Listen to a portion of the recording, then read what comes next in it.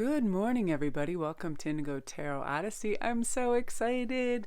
My most beautiful cards came in, and they are perfect for past life reads. I find them very rich, vibrant, and they're very transportative. And they are by Susan Sedon Boulay. And if you want to look her up, she has a very interesting autobiography, and her artwork is phenomenal. She does calendars, she does a million things, but I didn't even know of her existence till the other day. So anyway, we're going to begin our read, and it's going to be on past lives. Who were you? Where were you? Dates, times, anything that comes in from my guides. I have a couple phenomenal guides. Like I had some personal past life reads that blew my mind yesterday, and like I experienced tastes and fabrics and colors. It's such a journey to go on. It's utterly miraculous. Doing past life reads are some of my favorite things to do. I don't do them that often because they really are so transportive that I feel kind of out of it all day, and I, like dreamy and not quite in the 3D. So it's time these cards came, so I'm going to do it. So first of all, I just want to send out my gratitude and thanks for all of you people who watch my videos and support me and comment and say the most wonderful things. I got a email yesterday, and it made me cry. It was just, I always picture a young girl who sent this, but she's like, I was gonna comment in the thing, but I didn't think it would matter, so I just thought I'd send you this email. And she's like, you provide me with some lightness when I feel like I'm in the dark, and you let me know everything's gonna be okay. And basically it was just so beautiful, and it was so touching, and I want to thank you. I'll just call her S. You know who you are. It was very, very sweet. But all of you guys who comment and support me in all these beautiful ways on my Patreon page, and checking out my jewelry and ordering my pieces and supporting my journey, I can't thank you guys enough. It's just absolutely amazing, and you guys are the best. And all you awesome folks who do my time stamps, you know who you are, because I just am so I'm so pressed for time with all the things I'm trying to keep up with, because I work with PTSD and high anxiety clients, and they if anybody's in jeopardy, they of course take precedence over things. But everybody, I'm just so filled with gratitude today. And finally the sun came back out. As you can tell, it just shot through the window over here. So I'm going to begin, and we're going to have 3 card choice. Okay, our first one is the beautiful tiger. Look at this artwork that she does. It's amazing. I'm gonna have to get some really profound lighting. And this is about primal power, creation, sexuality, and perception. The artwork, I'm definitely gonna get some like amazing light in here one evening. So that's gonna be number 1. And then number 2 is gonna be the wolf, which is about creation, healing, and purification. Okay, and then this is the cow. This was quite amazing, and I love the cow because in so many cultures it symbolizes, sacredness, and it's revered. Very beautiful. So this is about fertility, purity, and divinity. So I'm going to let you make your choice. So we got 1, 2, and 3. And this is this is my divining bowl. So what I'll do is I will take each one out, and I do a past life read in this bowl because it's much more simpler for me to diversify. So again, tiger, wolf, and cow, and I'll let you make your choice. And I might give 2 or 3 options. It depends what goes on with the guides. So we're going to see what's going on for this. Oops. Okay, so he's going to be right there. So let me give these a good shuffle. So I hope you all are keeping well. All right, let's see what I see here. These are just so superb in their imagery, and I'm going to sit back with them for a moment and get our messages. Yeah, I'm already hearing a couple of things, so just give me a moment. We got the spiral, Beauty's Way, and the rattle. Okay, so one of the past lives here is very, very clear. This is in Genghis Khan's time. You guys were in the Golden Horde, basically, a lot of you. And some of the amazing feats that happened back then was he formed this great empire after uniting so many like nomadic tribes from northern Asia, and he successfully governed most of what is modern day China. So it stands to reason that a lot of us would have existed in this formulation of this epic empire, right? Now he strengthened the empire by creating a unified code of laws, and a lot of quite a few of you were in that developmental phase of that. Also developing a postal system. So if you guys are very interested in that, in postal stamps and deliverance of mail and all those things, you might equate it back to this existence. He practiced religious tolerance, and he promoted a spread of culture between all Mongolian subjects. He also contributed to Asia's cultural diffusion and brought the continent into economic prominence with the stabilization of the Silk Road. And I mean, that was of major importance because the trade routes and everything. But some of the failures and epic pains that happened of this was he definitely embraced brutal war tactics for the sake of expanding his empire. I mean, if you weren't going to be subjugated and be part of it and partake, and you wanted your own independence, you were basically annihilated. So there was up to around 40 million people that were killed across Eurasia during his descendants' conquest as well. But you experienced this time, and there was such a richness and a keen development sense, and it was like one of those things, again, with the beautiful religious tolerance that was promoted and spread was amazing. And the transportation, I'm feeling all of this too, the Silken Road and things going from place to place and all the beautiful silks and fabrics, and again all the gorgeous animals that were in there in the natural way. And I feel like too, I always kind of equate this area with the beautiful yurts and that sense of tribal living, where they would set up these amazing tents and cultures, and they just existed like that, yet it could be completely nomadic at the drop of a hat. So if you're someone who also likes to travel and move around, that could be part of the reason as well. So I'm just going to grab one more thing for perhaps one more quick look into something. Yeah, this again too, I feel like following in this nomadic tribes, that you were definitely in the American Native Indian place too. So this is what's interesting, and I'm hearing right away. I'm hearing, this was revolutionary America, and so this was 1763, 1783. So there was a lot of things going on. This was a time of Paul Revere's Ride, the War of Independence, Treaty of Paris, the Boston Massacre. So much stuff happened on. I feel like you guys were situated more in you were up sort of on the Canadian border, because I'm feeling cold weather and all of that, but right underneath you on this eastern seaboard there was so much stuff erupting, and everybody, the War of Independence just created so much stuff, and the French Indians were brought in for that from the French border. And I feel that you're upper New York, in that area it was cold, but there was all kinds of fluctuations, and I just see tribes packing up and moving and going to safety. So if you're very interested in the revolutionary America, that could be part of it, because that basically shifted everything, and where your tribes moved to for safety, your food sources, the trade, and everything that went on, because things were kind of tossed up in the air at that time. We had everything going on, right? Yorktown, friggin' Congress, taxation and representation, everything, and things were trying to get organized. So I feel like there was so much upheaval and danger for you as well, because even for the peaceful tribes, oftentimes they were just attacked by other native tribes coming in to fight on the English side, on the French side, on everything. So there was a lot of upheaval and stuff. But I feel the majority of your younger life was spent, in that beautiful hunting, gathering, tribal, beautiful, peaceful existence.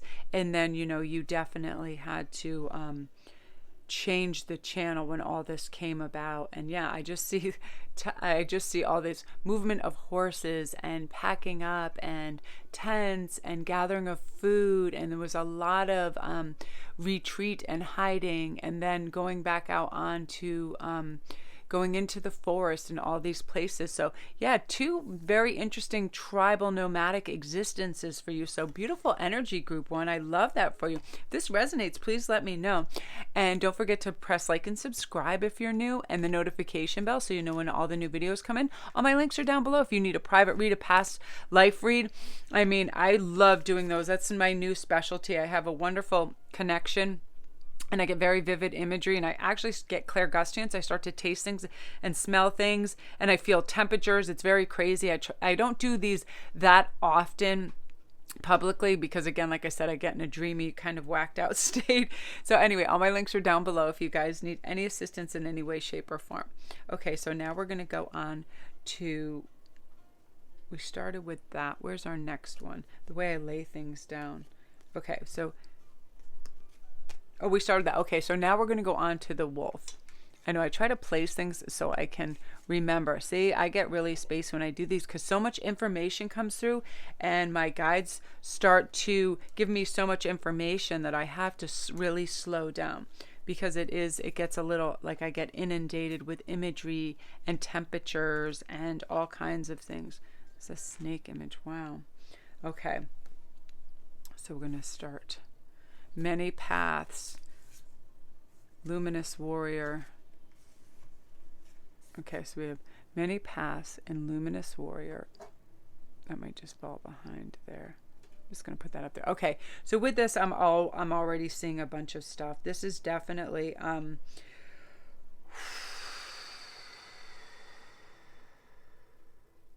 this is in the time of like the second industrial revolution, like 1871, 1920. This is like Wounded Knee Massacre, Spanish American War, Mark Twain, Teddy Roosevelt, all of so much going on, and Nikola Tesla, Henry Ford, all of the developmental things, many paths that America was taking, and this is in America as well. So there's a lot of stuff going on. You're gonna hear my cat over there. So I feel like a lot of you, some of you were warriors in the Spanish American War on the defending side. This was, yeah, I see a lot of just smoke and a lot of running and people just trying to be settled. This was a really tough time for America because, there was a lot of things going on and huge immigration coming in. But I feel a lot of you too, this is in Mark Twain's time and there was all these beautiful writings going on. That's where this many paths come in. And, I feel like with the railroads and everything, there were labor movements and a lot of things going on. I feel like quite a few of you were in the railroad era, a lot of you. So if you're fascinated by railroads and how they work, it really was like the Industrial Revolution of getting all these things going on. And a lot of people that immigrated and were sent here from China, there was such a clash of like Irish and Chinese and disrespect and all this separation in New York, especially. There was like Little Italy, there was Chinatown, there was all these different areas, and people did not cross integrate in these things because they'd just break out and kill people. You were basically the king of your domain. But in this railroad era, it was very tough to find stability because people were fighting for contracts and things like that. And I feel like you were involved, quite a few of you, in building it, in designing, in contracting it. And I feel too that there was a lot of writers in this group too, of the Mark Twain kind of era and the observances of humanity and what was going on, and the progression of society and trying to work with the land but yet be able to traverse it. And there were so many natural elements and dangerous natural animals and tribes still out there, and so it was just that thing of like this integration of massive different kinds of cultures and clashing, and so many people didn't even speak each other's languages and they needed interpreters. I feel like some of you were interpreters.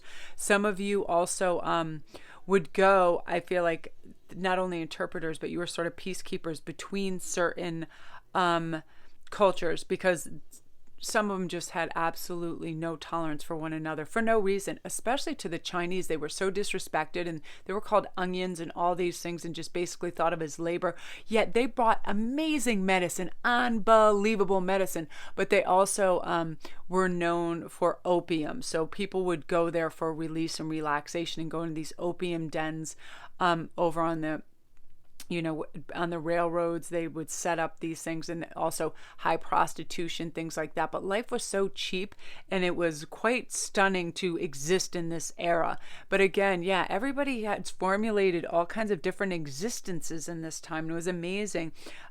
People contributed to the writings in a big, big way.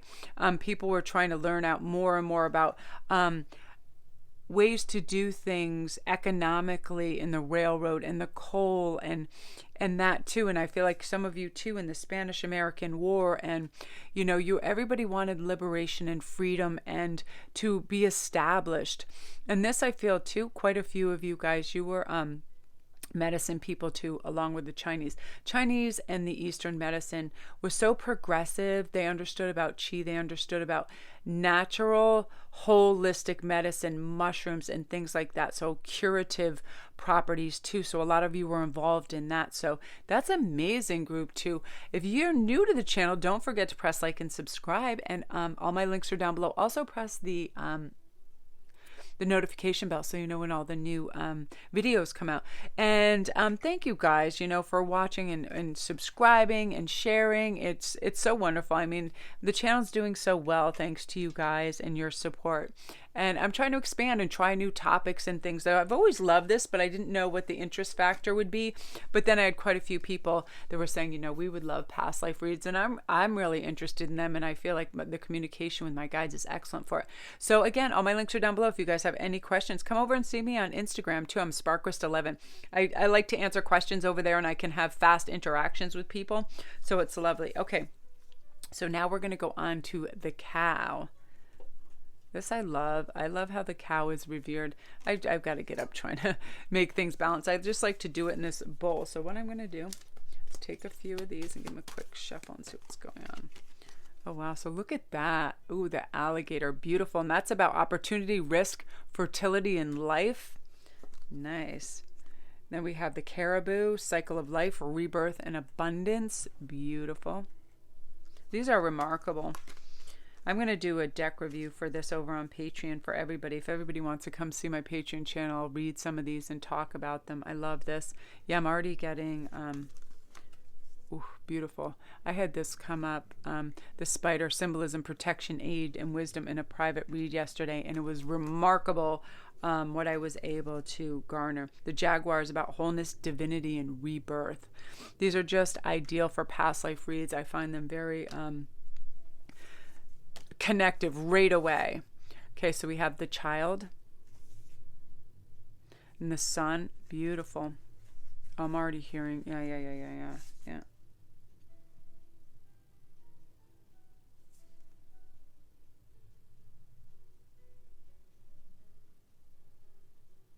Okay, yep. A mystical shaman. Okay.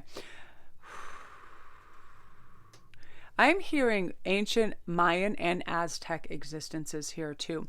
And I feel that the children, you know, they were brought up, they had certain deities, and they were absolutely revered and worshipped, and there was constant and continual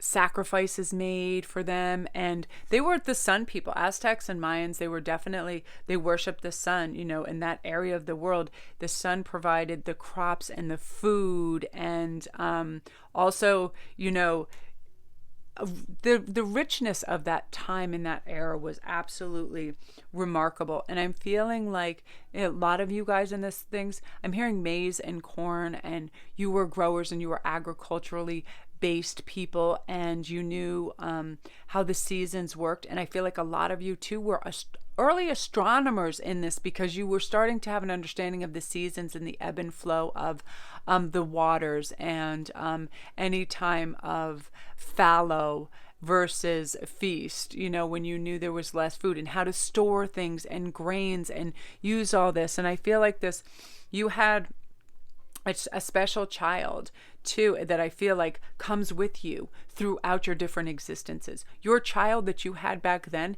has remained and been rebirthed as your child over and over and over for centuries. And this child always stays with you. And I feel heavily that it is a daughter that you have, and she's called the daughter of light, and she will always continually to be with you in your life. And there's this amazing kind of wisdom that you share with one another. When you watch her, she brings you light and magic, and and can communicate. But also, it's funny, I hear parroting parrots you, so you have to be careful how you speak and behave around this daughter, because she holds you in such high regard that she parrots what you do, and she thinks a lot like you think, and she believes in the earth and elevating and treating people with kindness. And I love this caribou too, because see, rebirth, it's constantly a rebirth cycle with them. And lots of times we're born with people that keep coming into our existence to help us and provide us like with a mirror, but almost a brighter, better mirror of ourselves as a reminder too that's coming in. This too, I'm hearing Egypt all over the place, but it's kind of hard for me to delve in, but definitely Egyptian, the Ptolemy link and lineage too. You are higher up in that. I see you having slaves and you being bathed and all of that, but that goes on and in depth and is like a whole nother lifestyle. But again, I'm going to do some continuation reads on this. But yeah, if you feel attachment to some of these things, and the sun is an important symbol to you, that's part of your lineage as well. Beautiful, beautiful energy. All right, I start to get dizzy when I do these, so I'm going to limit it. I'm going to limit the time on that and just say, yeah, you guys, that is definitely some of your existences. So love and light to you guys. If you're new to the channel, don't forget to press like and subscribe. And all my links are down below. If you need a private read, if you want to come see me on Instagram or any of those things. Again, if you guys want some remarkable artwork, this is Susan Sedan Boulay, and she is remarkable. And on the back of each of these cards, it gives a lovely, like, caribou make a long annual migration that's associated with the cycle of life. The Inuit peoples believed as the caribou returned to them each season, so did souls return, earth after death, taking the form of either beast or human. And she has these beautiful writings on them that are very, very succinct and gorgeous. So love and light to you guys. I'm going to go upload so I can get this to you.